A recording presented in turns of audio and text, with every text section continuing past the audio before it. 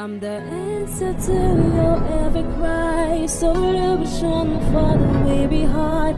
I bring to you the news. Ngiyakubingelela mlaleli nalamhla egameni lenkosi yethu Jesu Kristu.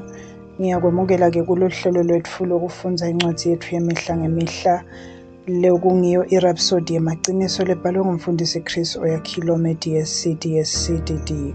Lamhla ke ngumsombuluko ti-16 kuyo inyanga yeNdlovana ku-2026. Isihloko salamhla sithi labampofu emoyeni.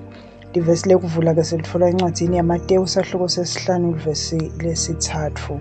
Lithi babusisiwe labampofu emoyeni ngoba umbuso welizulu wabo. Umfundisi uthi ngesikhathi inkosi Jesu ithi babusisiwe labampofu emoyeni, yayingasho nje labo labede tintfo letiphathekako, kodwa bekasho labo emoyeni wabo lesebanikele konke kuNkulunkulu, laba bantfu labangagodli lutfo ekukhondeni kwabo inkosi.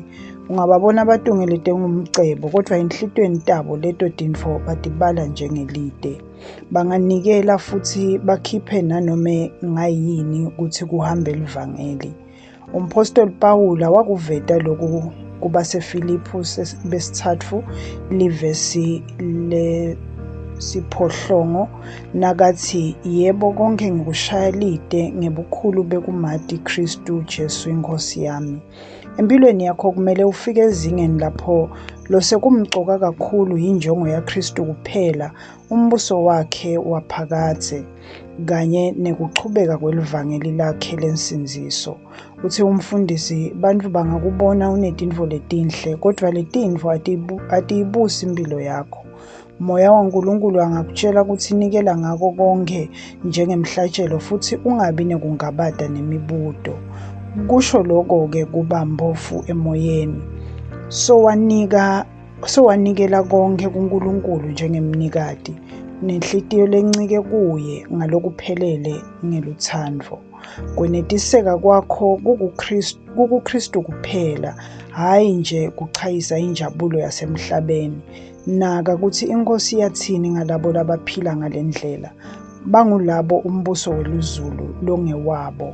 Umbuso welizulu ukucondzisa kwemagunya aKristu lashicilelwe emhlabeni, kuyimphilo nemagunya elizulu labonakaliswa la nyalo ukuthi abusise aphindze agucule timphilo tebantfu. Labampofu emoyeni baba yinkhatimula yalombuso futhi baphila emaciniso elizulu emhlabeni. Haleluya. Nange umthandazo mlaleli, asithandaze wena ushoniva kwami. Babe lothandzekako, ngiyakubonga ngekungiletha endzaweni yekuthobela intsandvo nenjongo yakho ngalokuphelele.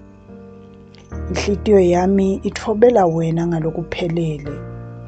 Kude lamhlabeni lokutsintsa intsandvo yami ngetulu kwentsandvo yakho.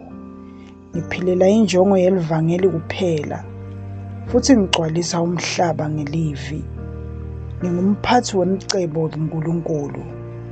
Ngisebentisa konke lenginako ukuthi kube kwenkhathimulo yakho kanye nekukhulisa umbuso wakho. Egameni laJesu. Amen.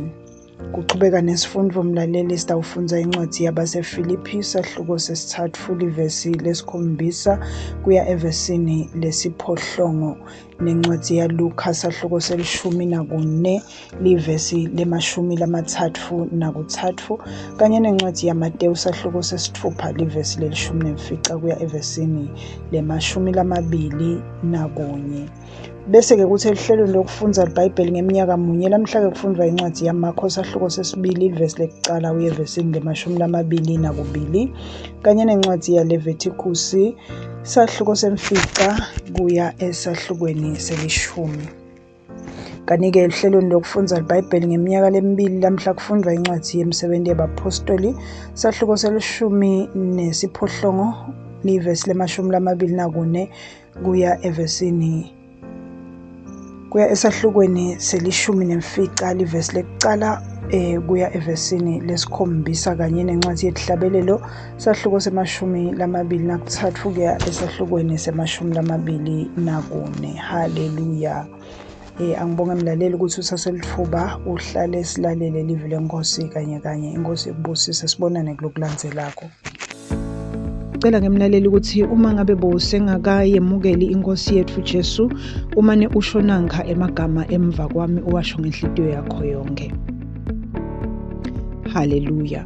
Thani onkosi uNkulunkulu, ngiyakholelwa ngayo yonke inhliziyo yami enkosini Jesu Kristu, indvodzana yaNkulunkulu lophilako.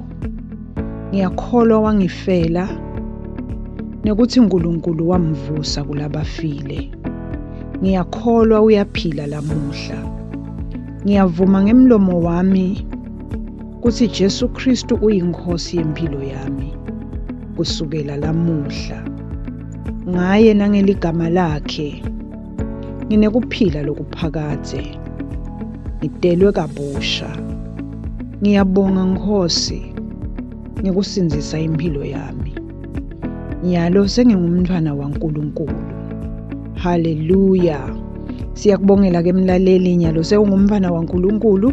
Haleluya. Inkosi ikubusise.